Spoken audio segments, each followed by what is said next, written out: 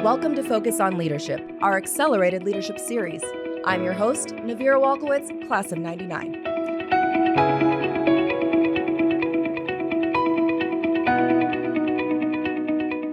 I'm honored to welcome two exceptional leaders whose careers and friendship have helped shape the modern Air Force while inspiring thousands to serve with purpose and courage. Our guests today are Dr. Heather Wilson, USAFA class of 82, the 24th Secretary of the Air Force, now President at the University of Texas, El Paso, and General Dave Goldfein, class of 83, the 21st Chief of Staff of the Air Force. Both are United States Air Force Academy distinguished graduates. Together, they've written Get Back Up, Lessons in Servant Leadership, a powerful reflection on resilience, humility, and the courage to lead through adversity. In our conversation today, we'll dive deeply into the lessons they've learned at the highest levels of command and in public service, and what it means to serve others first. Thank you for being here. Thank you for having us. My pleasure. Absolutely. This is truly an honor. And I mentioned that I've read this incredible book, and I'm so excited for us to jump into it. But before we do, I think it's really important for people to know you more than the secretary and the chief. I mean, Chief, it's a General Goldfein. You came from an Air Force family. Your dad was a colonel. And ma'am, your grandpa was a civil aviator. Well, my grandfather was one of the first pilots in the RAF in World War I, then came to America, and in World War II flew for his new country. Amazing. Flew for the Civil Air Patrol. My dad enlisted right out of high school and was a crew chief Wonderful. between the end of the Second World War and the start of Korea. And then he went back home and became a commercial aviator and a mechanic. I love that. So your lines run deep. So maybe you can share more so that our listeners get to know you more personally. What would you like to share in this introduction of General Goldfein and Dr. Wilson today? Well, I'll just tell you that if you know much about Air Force culture, you know we all get call signs. Yes, sir. Right? Nicknames, right? Mm-hmm. I got a new one. Okay. That the day I retired, and you get to use it, Navir. I do. Okay. Yeah, Thank you, sir. it's JD, All right. which stands for Just Dave. Just Dave. Yes, Yeah. sir. JD. Yeah, just Dave. I will do my best for that to roll off my tongue. Yes, sir. JD. And Okay. I'll just say congratulations to you for your two sons who are currently at the academy. How cool is that? Thank you. We come from a long blue line family. My dad was a grad, my uncle, my brother and sister, my two boys. So if I get my third son, he'll be class of 2037. So we'll see. We've got some time. Well, we have grandchildren. Matter of fact, our book is dedicated to the grandchildren, and they don't know it yet, but at least on my side, they're a class of 2040 and 2043 at the Air Force Academy. Okay, so my youngest will be cadre for them. There you go. Excellent, excellent. And my oldest granddaughter is 4, so I think we'll wait a little bit and see what she wants. Yeah. Yes, ma'am. All right, well, let's jump in. You just mentioned that you wrote the book primarily for your grandchildren. Is that correct? Yes. How'd you decide to do this now together? Because you both have incredible stories. Well, 2 years ago, we were actually up in Montana with Barbara and Craig Barrett, who, Barbara succeeded me as Secretary of the Air Force, and our families, all 6 of us are quite close. And we were up there, and Dave was telling stories, and I said, you need to write some of these down. Mm-hmm. And we talked about it a little bit, and he had tried to work with another co-author at one time, and it just didn't work out really well. And I said, well, what if we do it together? And we focus it on young airmen, on lessons learned in leadership. And the other truth is we were so tired of reading leadership books by Navy SEALs, and so can we do something together? It turned out to be actually more work than I thought it would be for either of us, but it was also more fun. Right. How long did it take you from start to finish? 2 years. 2 years. Yeah. Excellent. Yeah. And where it's landed, are you just so proud? Is it what you envisioned when you started? I am, but I will also say that it's just come out. So the initial response has been fantastic, but I'm really eager to see what the longer term response looks like, right? Did it resonate with our intended audience, right? Did the young captains that we had a chance to spend time with at SOS at Maxwell last week, Oh, wow. right? They lined up forever to get a copy. Amazing. But the real question is, do the stories resonate, right? Do they actually give them some tools that they can use in their tool bag? Same thing with the cadets that we were privileged to spend time with today. They energized us. Yeah. Right. I mean, because They we're do looking that. at the future of the leadership of this country, and if these lessons in servant leadership can fill their clue bag a little bit, then we'll have hit the mark. Yes, sir. Yes, ma'am. Well, let's jump right in then. And you talked about servant leadership. How would you describe it, each of you, in your own words? To me, one of the important things about servant leadership is it's from the bottom. Is as a leader, your job is to enable the people who are doing the work. So in some ways, people think that the pyramid goes like this, that it's the pyramid with the point at the top. And in servant leadership, it really is the other way around. Mm. And as a leader, one of the most important questions I ask my direct reports, and I have for years, is what do you need from me that you're not getting? And I can't print money in the basement, but what do you need from me that you're not getting? How, as a leader, can I better enable you to accomplish your piece of the mission? And I think a good servant leader is constantly thinking about what can I do to make it easier for the people who are doing the job to get the mission done. Mm. Thank you. And I'd offer that the journey to becoming an inspirational servant leader is the journey of a lifetime. I'm not sure that any of us actually ever arrive. Right. I'm not the leader that I want to be, but I'm working on it. And I think if we ever get to a point where we feel like we got it all figured out, right, that we know exactly what this whole leadership gig is, that may be a good time to think about retiring. Because what that translates to is perhaps at that point, we're not listening, we're not learning, we're not growing, we're not curious, all the things that are so important. The first chapter in the book is titled, Am I Worthy? Yes. And it's a mirror check question that we both came to, both individually and together as Secretary in Chief. And it's a mirror check that you look at and say, all right, on this lifelong journey to become an inspirational servant leader, am I worthy of the trust and confidence of the parents who have shared their sons and daughters with the United States Air Force and expecting us to lead with character and courage and competence? Am I worthy of the gift that followers give to leaders? Right. Am I earning that gift and re-earning it every single day by how I act, how I treat others?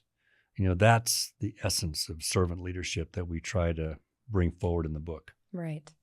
Can you recall when you first saw someone exhibiting servant leadership in your lives? Good question. And it's a question of role models. Yes, ma'am. Major William S. Reeder was my first air officer commanding here. And while I think I can probably think of some leaders in my community, people who were school principals or those kind of things, I think Major Reeder terrified me because I didn't want to disappoint him. And he was an Army officer who had been shot down in a prisoner of war in Vietnam. He still had some lingering issues. I think he had broken his leg or his back or something. And so you could tell that he still carried with him the impact of that, but he had very high expectations of us. Right. And we didn't want to disappoint him. And I think he was a pretty good role model. Excellent. One of the things we say at the very end of the book is that we both married up. All right. We both married incredible leaders, servant leaders in their own right. So in my case, I married my high school sweetheart. We've now been together almost 43 years, Wow. Coming up on 43. And when you talk about servant leadership, very often we don't give military spouses enough credit for the enormous courage that they have when they deal with the separations, the long hours, very often not talked about enough, the loneliness Right. that comes with being married to someone who's in the military.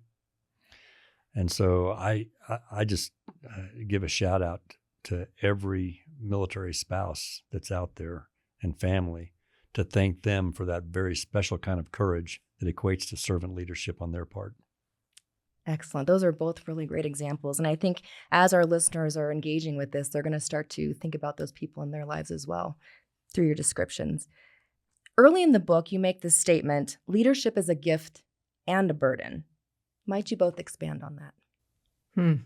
So it's a gift in that it's a gift that's given to you by those whom you are privileged to lead. And it's not just an institution that, it's not just the regents of the University of Texas who have said, yes, you're going to be the president of the University of Texas at El Paso. It is those who follow me who have given me the gift of their loyalty and their service and their time. It's a burden because some days are hard days and you have to make hard calls. Based on values to advance the mission, and as chief and service secretary, there are no easy decisions that come walking into that part of the Pentagon. The easy decisions are all made before it gets to the service secretary and the chief, and so there is that responsibility of trying to do well difficult things, and I think. Sometimes those are lonely decisions. And I think as a leader of any organization, part of what can be the burden is if you care deeply about the institution, then you carry the burden of any failures of that institution. Yes. Both individuals who fall short or, the institution itself. And we faced some of those, and we talk about that in the book. Yes. One of our chapters on Sutherland Springs yes. and owning failure, there was no dodging that. Right. And there was, quite frankly, there was an opportunity for us to actually showcase and teach others how to take ownership when the institution falls short and fails. Right. And, one of the interesting elements of the relationship between a secretary and a chief is that if you go back and look at the law and read the job description of the Chief of Staff of the Air Force, it basically says, run the air staff and do what the secretary tells you. I'm not making that up. Wow. Right? Yes. Because most of the decision authority of the institution resides in the civilian control of the military, the civilian secretariat. So almost all authority and decision authority resides with the secretary. What the chief position brings is 30 years in the institution that very often can bring credibility and influence. Right. And what we determined early in our tenure was that if we were going to move the ball, if we were going to actually move the service in a positive direction, neither of us could do it alone. We had to do it together. We had to use this combination of authority and influence to be able to move the institution forward. And so that was and we talk a lot about that, in the book, and it sort of runs throughout our stories, that trust matters. Absolutely. We're going to visit that towards the end of our conversation because there's a particular time before you came the chief and before you came the service secretary when you met up together, and I want to visit that a little bit. But before we do, General Goldfein, JD, you shared... Good. Yes, See, it's getting easier. I can learn. Yes, sir. Yes, sir. You shared a story in the book, and obviously we want everyone to read it, so I'm not going to tell the whole story, but where you took off one more time than you landed, and you had to, you were hit, you had to evade, and then you had to be rescued. There was a particular statement you made to identify yourself, and many of our Long Blue Line members will know this: fast, neat, average, friendly, good, good. In that moment of watching the sun start to rise while you're waiting to be retrieved, how did that come to your mind of all the things you could be thinking of to identify yourself? Well, it's interesting. So, for those who've never, had gone through a high-speed ejection, people ask me, what was it like? I said, well, I used to be 6'3". This is all that's left, right? Yes, sir. And, my job once I was on the ground was, quite frankly, not to goof it up, right? To let the rescue team do what the rescue team needed to do and to play my part, which was to put them at the least amount of risk and be able to get out before the sun came up. And at the very end of the rescue, when the helicopters I was actually vectoring them towards my location, and I had a compass in my hand and I had my eyes closed, and I was just listening to the chopper noise and then vectoring them based on noise. And then eventually we got them to come in and land, right in front of me. Well, they always teach you, and they taught me here at the academy, right, during Siri training, which I think is been retitled, but it was Syria when we went through it. Survival, it's combat right? survival training now, I believe.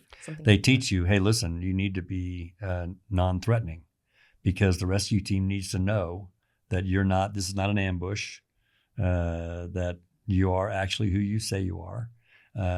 Don't hold up a weapon, be submissive, and authenticate yourself. Mm-hmm. Well, to authenticate myself required me to actually turn on my flashlight, and I could see the enemy just over the horizon. Wow. And as soon as the helicopter landed, the enemy knew exactly where we were, and they came a-running, and they came shooting, and we were raking the tree line with bullets, right? And so, what I needed to do was figure out a way to do an authentication. And what came to mind was that training all those years ago right here at the academy. And I just said, hey, I could use a fast, neat, average rescue. And friendly, good was on the way. Wow. I just got chill bumps.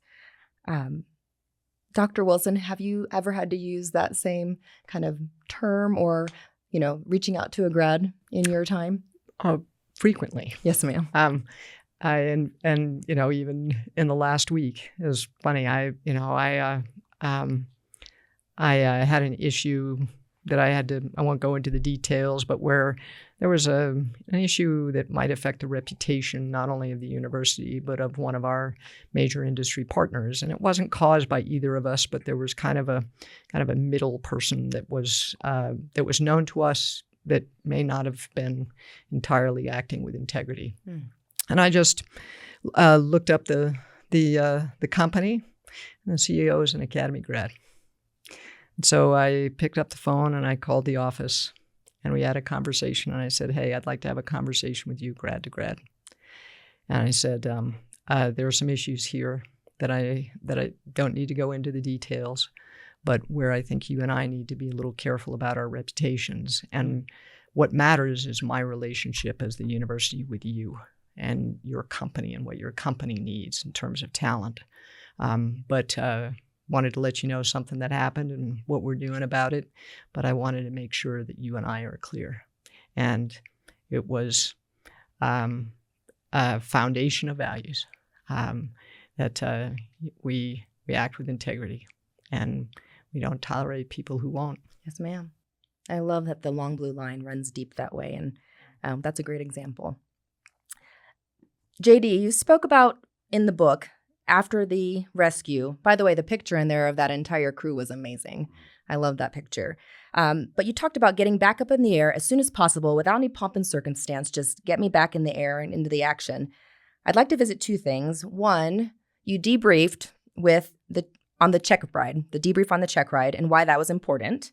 And then also you spoke about the dilemma of being dad and squad comm. Mm-hmm. Can you talk about that as well? Yeah, the check ride. So when I was in Desert Storm, I had an incredible squadron commander named Billy Deal. And one of the things that he told us after he'd led all the missions in the first 30 days or so, he said, look, there will be a lot of medals, from this war. He goes, but I'm going to do something for you that happened for me in Vietnam. I'm going to fly on your wing and I'm going to give you a check ride. And you're going to have a documented check ride of a combat mission that you led in your flying record. I'm doing that for you. Mm. Okay, so fast forward 10 years, now I'm the squadron commander. And I basically followed his lead and said, hey, so that night when I was shot down, I was actually flying on the wing of one of my captains, Jammer Kavlik, giving him a check ride. And so, of course, the rescue turns out, I'm sitting here, so it turned out great. Right, yes. And so I called Jammer into a room and I said, hey, man, we never debriefed the check ride. I said, you flew a formation right over the top of a surfaced enemy missile that took out your wingman. That's not a great start. And he just sort of said, yeah, yes, sir, I know. I said, and then you led an all-night rescue that returned him to his family. That's a pretty good recovery. And so it's been a joke between us ever since. But in his flying record, he has a formate that says I'm exceptionally qualified. Yes, sir. So when I got back, and I thought about this when I was on the ground, collecting rocks for my daughters, as souvenirs from Serbia. I got back and I looked at my wing commander and I said, hey, sir, I know you probably hadn't had a chance to think about this, but I'm not your young captain that just got shot down. I'm the squadron commander. And I got to get my squadron back on the horse. And the only way to do that is for me to get back in the air. Right. So if it's okay with you, I'm going to go home. I'm going to get crew rest. I'm going to fly tonight. And he looked at me and he looked at my wife, Dawn, who was there, and he goes, if it's okay with her, it's okay with me. Great. So Dawn and I, and Dawn, just a champion, she said, I understand it. That's what you got to do. Because we were flying combat missions with our families at home, Right. which was not in the Squadron Commander Handbook, right? Pretty unique. What I found, though, was that my oldest daughter was struggling a little bit with it. And so now you've got this, okay, I owe it to my squadron to get right back up in the air and lead that night. And I owe it to my daughter to make sure that she's okay. And so I chose to take one night, make sure that she and my youngest daughter, Dinah, were both, in a good place, that they knew that everything was going to be okay. And then I got back up the next night. And in some ways, I didn't talk about it with anybody in the media for a year. Wow. And for me, because my dad was a Vietnam vet, and I'd met so many of his friends, and I'd met so many folks who had actually gotten shot down 1 and 2 and 3 times over Vietnam and Laos, right? Mm-hmm. Do you know what they did after they got rescued? Got back up. They got back up. They just went back up in the air, right? No fanfare, no book tours, no, nothing, right? It was just get back to work. So for me, it was a way of very quietly honoring the Vietnam generation to basically do what they did and get back in the air quietly. And so that was what it was all about. Dr. Wilson, how about for you? Because I know, I remember reading in the book there was something you said where if your children called, no matter what, they could always get through. Yeah. When have that you was had? a rule. Yes, ma'am. So how have you balanced family and some of work and life? And so, when I was elected to the Congress, my son was 4 years old. My daughter was 18 months, and first of all, I married well, just like Dave, and but I also my obligations to my family don't end at the front porch, and I want to make a better world for them. But I also knew that I was a better member of Congress because I had a family, and that in some ways each gave richness and dimension to the other. We figured out how to make it work as a family. I mean, both my children have been to a White House Christmas ball and a State of the Union, but we always had a rule that you can call no matter what. And there were some times that it confounded people. And like there was one time when President Bush 43, was coming to New Mexico for the first time, and he was going to do some events in Albuquerque. And they called and they said, well, if the Congresswoman wants to fly in with him from Texas, she can get off the airplane in her district with the president. And the answer was, that's the first day of school, and I always take my kids to school the first day, so I'll just meet him here. And the staff was stunned by that. Like, she turns down a ride on Air Force One to arrive in her district with the President of the United States to take her kids to school. Yes. George Bush understood it completely. And likewise, when the vice president came, and it was, the one thing that leading up to another tough election, I never had an easy election. And the one thing I said to my staff all the way through October there's one night I need off, and that's Halloween, because we're going trick-or-treating. And wouldn't you know, the vice president is flying into New Mexico on Halloween for some event in New Mexico. And we told them, I will meet them at the stairs. When they arrive in Albuquerque, I'll have my family with them, but I won't be going to the event because we're going trick-or-treating.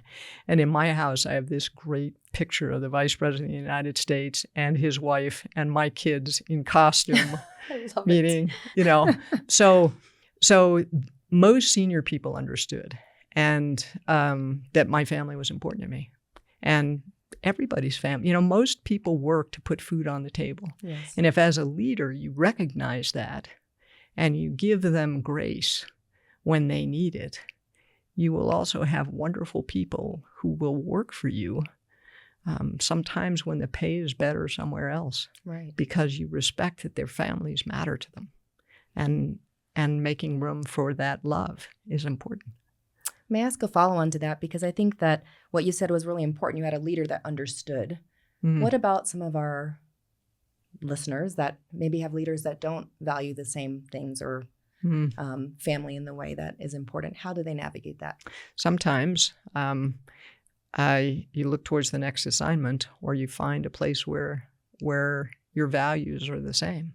And if we have leaders out there who are not being cognizant of the importance of family, I mean, we may recruit airmen, but we retain families. Yes. And if we are not paying attention to that, then we will lose exceptional people. So that means that sometimes I give a lot of flexibility to people who are very high performers and work with me. And I also know that if I call them at 10 o'clock at night, they're going to answer the phone. And that's okay. I understand what it's like I remember, I was in New Mexico. I was a member of Congress. Somebody was calling about an issue in the budget, and my daughter, who was probably 4 at the time, had an ear infection, and it was just miserable. Oh. And so I'm trying to get soup into her, and this guy is calling me, and she's crying. And I just said, and it was one of the few times I said, and I was a chairman of a committee, I said, can I just call you back? I've got a kid with an ear infection, and he had 5 kids. He said, oh, absolutely. Just call me back. So you just honest with people. Yes. About the importance of family. And that's why we do, why are we in the service? We're here to protect our families and everybody else's family. And that's okay. Yes. Thank you for sharing that. Anything to add to that, JD? No. Okay. Well, Dr. Wilson, I'd like to go into the book where you talk about your chapter on collecting tools, which is a wonderful chapter. And you talk about Malcolm Baldrige. And I had to look him up, I'll be honest, to understand as a businessman, his career and his legacy. But may you share in particular why he has helped you, or maybe you've leveraged his process in the way that you kind of think through and systematically approach things? Yeah, there was a movement where would it be in the early 90s on the Malcolm Baldrige Quality Awards, and it came out of the Department of Commerce, but then it spread to many of the states, and it was one of the better models, I thought, for how to run organizations strategically. And I learned about it when I was a small business person in Albuquerque, New Mexico, and I thought it was interesting. But then, but the thing that I liked about it was it scaled. It was a little bit like broccoli. It looks the same at the little floor as it does at the whole head, right? And so it kind of became a model for how I could use those tools about being data-driven, strategically focused, process-oriented, that I could use in reforming a large and not very well-functioning child welfare department when I became a cabinet secretary for children, youth, and families, which was not on my how to run my career card. That was not in the plan. But again, it was a set of tools that I'd learned in one place that I brought with me and thought might work in another. Excellent. Yeah. And do you follow a similar approach, JD, in how you approach a big problem? I think we're all lifelong students of different models and different frameworks that work. And there's not a one-size-fits-all for every organization. And the best leaders, I think, are able to tailor their approach based on what the mission, who the people are, what they're trying to accomplish. I had a chance to be an aide de camp to a 3-star Mike Ryan early in my career, and he went on to be Chief Staff of the Air Force. Yes, sir. And one of the frameworks that he taught me was, he said, hey, if you really want to get anything done, he said, you got to do 3 things. Okay. He said, first of all, you got to put a single person in charge. He said, committees and groups solve very little. Someone's got to drive to work feeling like they've got the authority, the responsibility, the resources, and everything they need to accomplish what it is that you want to accomplish. So get a single person in charge. Most important decision you will make as a leader. Put the right person in charge. Second, that person owes you a plan in English. Not 15 PowerPoint slides, right? But Yes, something that clearly articulates in 1 to 2 pages, max, exactly what we're trying to accomplish. And the third is you got to have a way to follow up. He said, because life gets in the way of any perfect plan.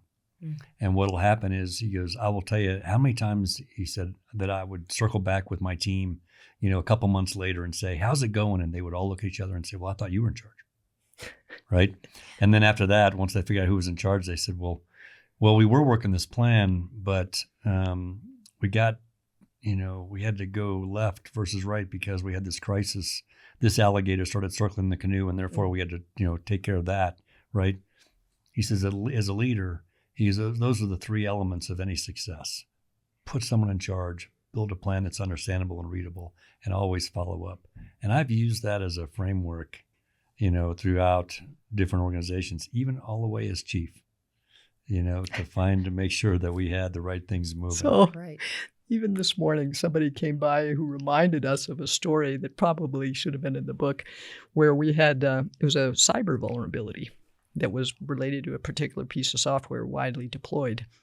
And the CIO was having trouble getting the MAGCOMs to kind of take it seriously. And they were saying, well, we think maybe in 30, 60, 90 days, 6 months, we'll have it all done or whatever.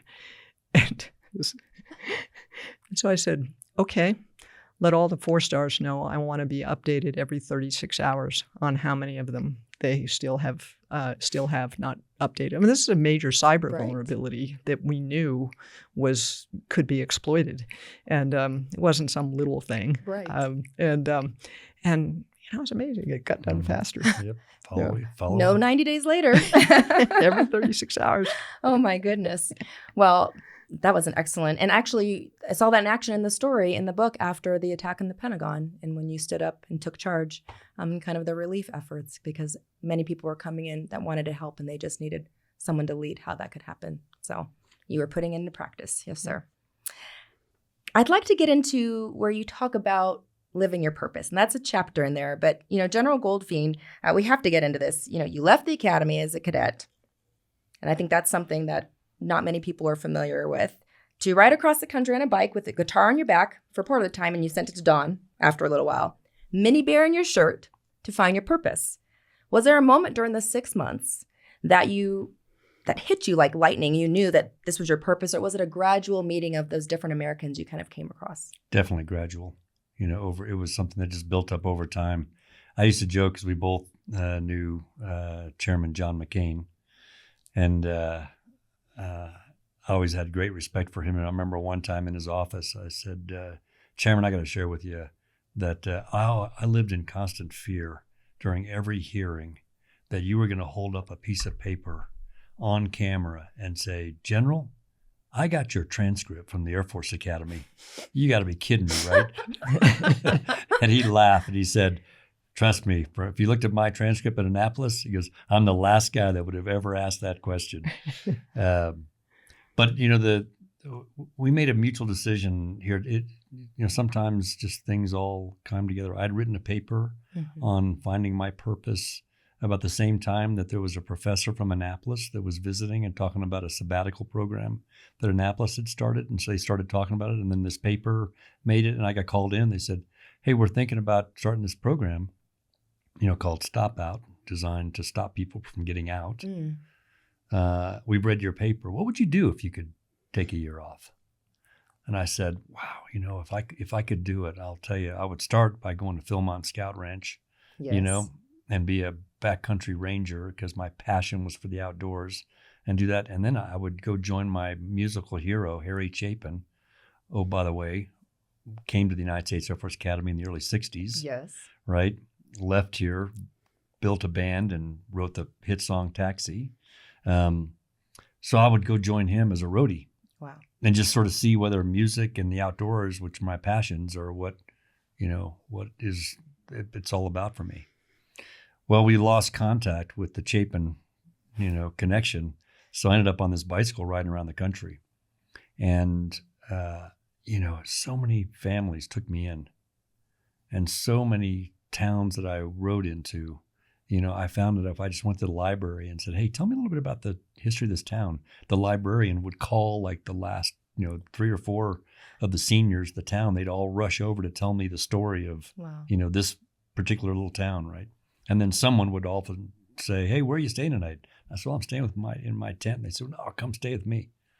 So gradually over time, I got to know America and came to the conclusion when I had to make the decision to come back or not, that this country is really worth defending, that these people are hardworking, that want to make the world better for their kids and their grandkids. and they deserve a United States Air Force, the best Air Force on the planet, to defend them. So, when I came back my last 2 years, and I always love sharing this with the cadets because some of them are fighting it, some of them have embraced it, and all I tell them is, hey, I've done both. And all I can tell you is the sooner you embrace it and find your purpose, this place is a lot more fun. Truth in that. Yes. Yes. Well, and Dr. Wilson, how did you know you were living your purpose? Well, I've had a lot of different chapters to my life. Yes. And we can intellectualize it on why I made a certain decision at a certain time. But there were doors that opened that I never even knew were there.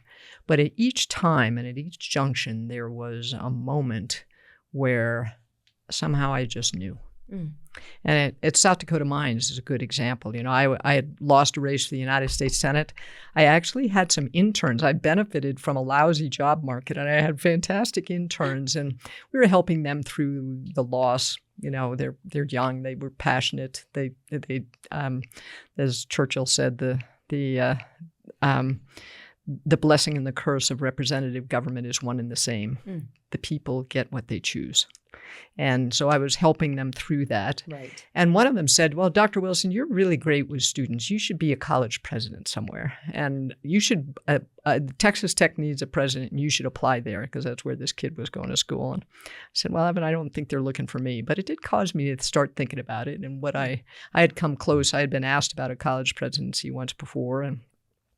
And I started looking at it and talking to headhunters and so forth. And initially, South Dakota Mines didn't seem like a great fit because I'm a Bachelor of Science degree from here, but my PhD is in a non-scientific discipline, and it's all engineers and scientists. But as I went through the process, it just felt more and more right. And on the day of the final interviews that evening, it was snow in South Dakota. There was a concert in the old gym. I mean, this is an engineering school. And they had a faculty member there who had been there for 40 years. Wow. Who taught choral music. And the students stood up and they started singing their warm-up, which starts out in just one voice and eventually gets to 16-part harmony. Oh, my goodness. And it's in Latin, and it's music is a gift from God. And they go through it once. And then, in this 40th anniversary concert, about 50 people from the audience stand up and start singing. It's like a flash mob almost. Oh, wow. These were all alumni. Oh, my goodness. Who came back, 40 years of alumni, to be there for that concert for him. Wow. And they all went up on stage and sang together in this just stunningly beautiful concert by a bunch of engineers. And I thought, there's something special going on here that's worth being part of. And there are times when you just know. And it's the same with becoming Cabinet Secretary for Children, Youth, and Families. That was not on the plan. And there's just a moment where I knew that was what I should do now, how I should use my gifts now. And you hope that you're right in making those decisions. Well, probably aligning with JD's point in the book of following your gut is some of that's probably attached to finding your purpose. Excellent. I'd like to visit the time, Dr. Wilson, when you were helping President Bush with the State of the Union address. And in particular, you had grueling days, a lot of hours prepping, and when it was time for it to be delivered, you weren't there. You went home to your apartment in the dark, were listening in the radio, and there was a moment when the Congress applauded and you felt proud. But something that you said really stuck with me, and you said, I really enjoy being the low-key staff member who gets stuff done. Can you talk more about that? Because I think sometimes we don't, the unsung heroes are sometimes the ones that are really getting so many things done, but nobody knows, and they certainly aren't trying to take the credit. I'm something of an introvert, and I've acquired extrovert characteristics in order to survive, professionally. But when it comes to where do I get my batteries recharged, I'm quite an introvert, and I really loved and the same in international negotiations, being often the liaison, the back channel. And I did that in the Conventional Forces in Europe negotiations for the American ambassador. And in some ways, I think it might have been in the case of the Conventional Forces in Europe negotiations. I was on the American delegation here. I was in Vienna. I ended up there because for a bunch of weird reasons. And then they asked me if I would go there for 3 months TDY. And it's like, 3 months TDY to Vienna, Austria. Yeah. Sounds rough. So sign me up. Right. But I became a very junior member on the delegation, but I was the Office of the Secretary of Defense's representative. And walked into this palace where they were negotiating this between what was then the 16 NATO nations and the 7 Warsaw Pact countries. And the American ambassador turned to me and he said, during this, several times, I want you to sit behind me and to my right. And several times I'm going to turn and talk to you.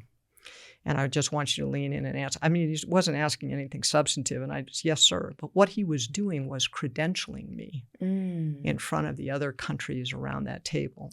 Wow. Now, I was very young. There were only 2 women in the room. The other one was from Iceland. And what he was doing was putting me in a position to be able to negotiate the back channel with several of our allies and with, this was 6 months or so, maybe a year before the fall of the Berlin Wall. So things were changing in Eastern Europe. And so I really have always enjoyed just that quietly getting things done, building consensus, finding the common ground, figuring out a problem.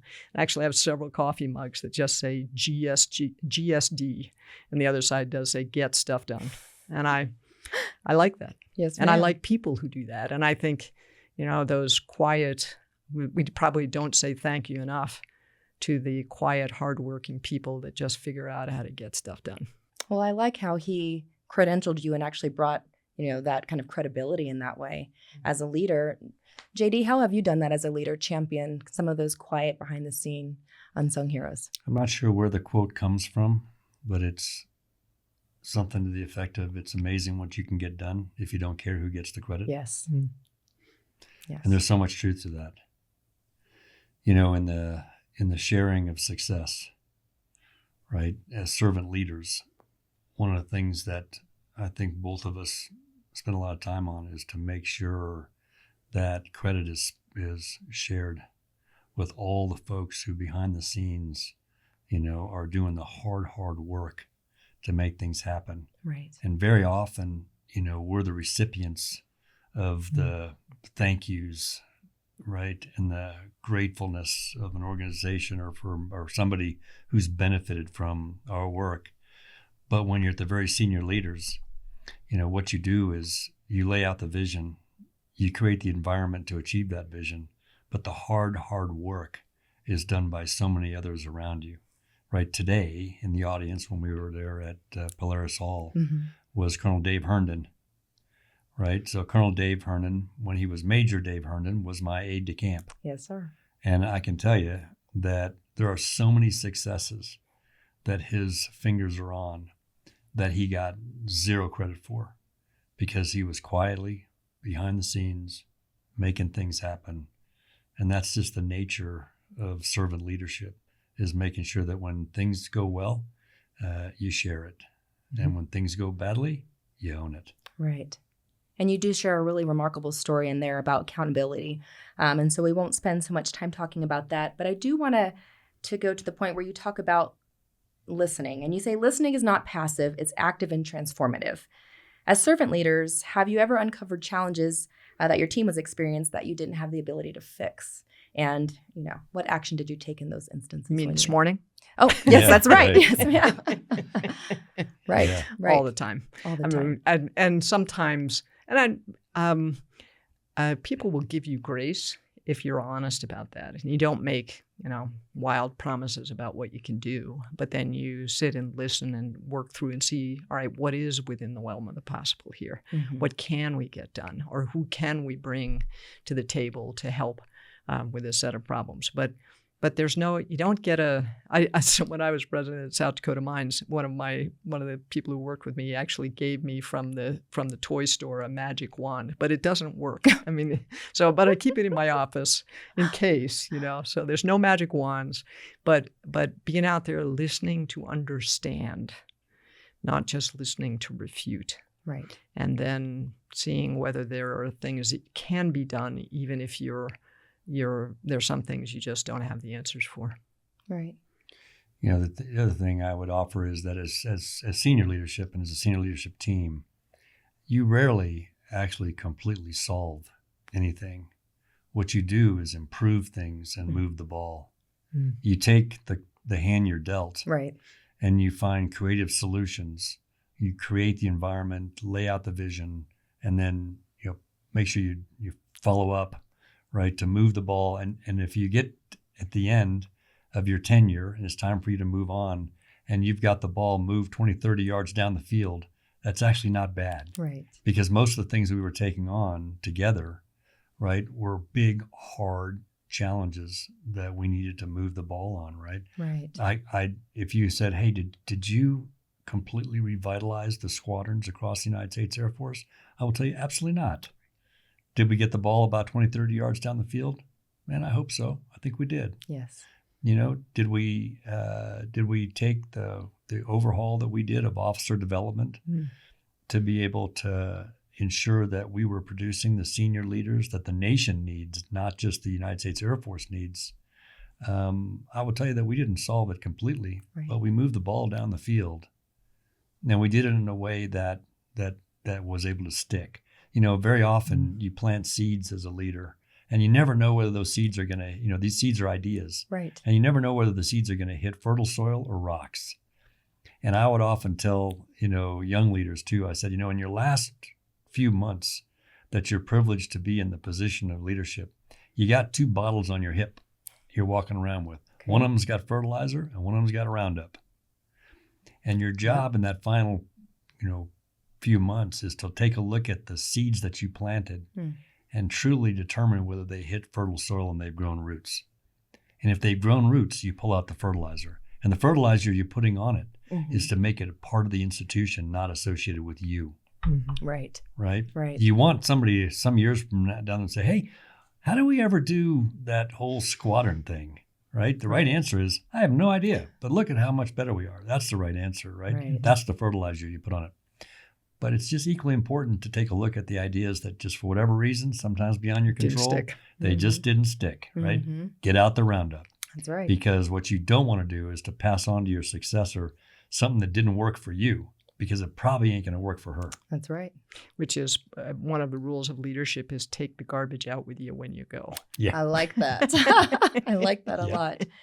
Well, we have just a little bit of time left. I want to end this kind of together on a story that you shared in the book about laughter being one of the tools you share. And after we share this together, I would like to ask you, I know we talked about mirror checks, but what are something that you guys are doing every day to be better as well, to continue learning? But to get to the laughter piece, you mentioned that laughter is an underappreciated tool and for leaders, something that you both share. I want to talk about the time when you got together for dinner before you began working as chief and service secretary. And I think you may have sung an Act Pro song. We're not going to ask you to sing that today unless you'd like to, JD. But let's talk about laughter and the dean would throw me out. Okay. Well, then we won't have you sing that today. But how have you found laughter when you've talked about when the questions and the problems come up to you, they're not the easy ones? So I'm going to start this because I think Dave Goldfein has mastered this leadership skill of how to use humor and self-deprecating humor better than almost any leader I've ever met. And it's disarming, which is a great technique, but because he's actually wicked smart. But it's also people walk in the room knowing if you're going to a town hall meeting or you're going to be around the table, at least sometime in that meeting, we're going to laugh. And it creates a warmth and people drop their guard a little bit. You get to the business a little bit earlier. You get beyond the standard PowerPoint slides and people just get down to work. And people relax. And I think Dave is very, very good at it. Now, my husband would tell you that I was raised in the home for the humor impaired, and I have been in therapy with him for almost 35 years. So have you improved then?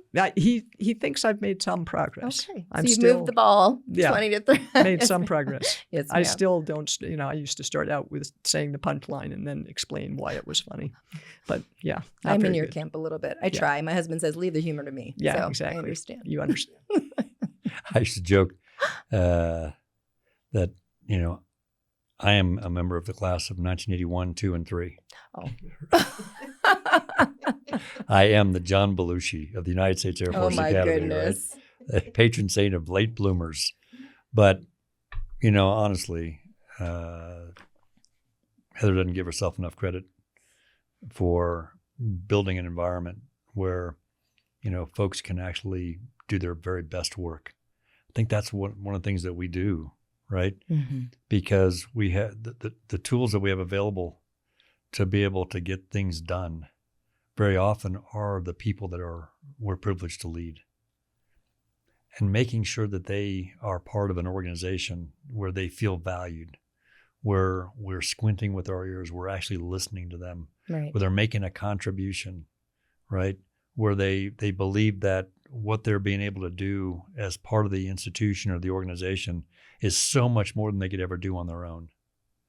That's what leadership's all about. But we try to, I think both of us see the humor in everyday life. And when people know that like I have a desk plate that I got in South Dakota, and it doesn't say president, it doesn't say Dr. Wilson, it says, you're kidding me, right? Mm-hmm. Because once a week, more frequently as secretary-in-chief, but certainly frequently as a college president, somebody's going to walk in and say, Chief, there's something you need to know. Mm. And if they know they're going to get blasted out of the water or yelled at, people are going to be less likely to come in and tell you what you need to know. Hmm. But if you're at least willing to laugh at the absurdity of somebody thought that was a good idea, oh my gosh, let's call the lawyers or whatever. You got to laugh. And if you laugh, people will know that you just put things in perspective and then deal with the problem. Well, it connects us as humans. Yeah. Right? It's a humanizing effect. Well, during my conversation today with Dr. Heather Wilson and General Dave Goldfein, JD, 2 lessons really stood out to me. Leadership is not about avoiding the fall, but about how high you bounce back and how your recovery can inspire those you lead. It's also about service, showing up, doing the hard work, and putting others before yourself with humility, integrity, and working together. Dr. Wilson, General Goldfein, thank you for showing us how courage, compassion, and connection, they're not soft skills. They're actually the edge of hard leadership.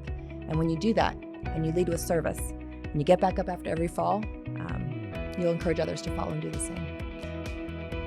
Thank you for joining us for this powerful conversation. You can find Get Back Up, Lessons in Servant Leadership wherever books are sold, and learn more at getbackupleadership.com. If today's episode inspired you, please share it with someone who can really benefit in their own leadership journey. As always, keep learning, keep getting back up, keep trying. I'm Navira Walkowitz, class of 99. This has been Focus on Leadership. Until next time. This edition of Focus on Leadership, the Accelerated Leadership Series, was recorded on Monday, October 6th, 2025.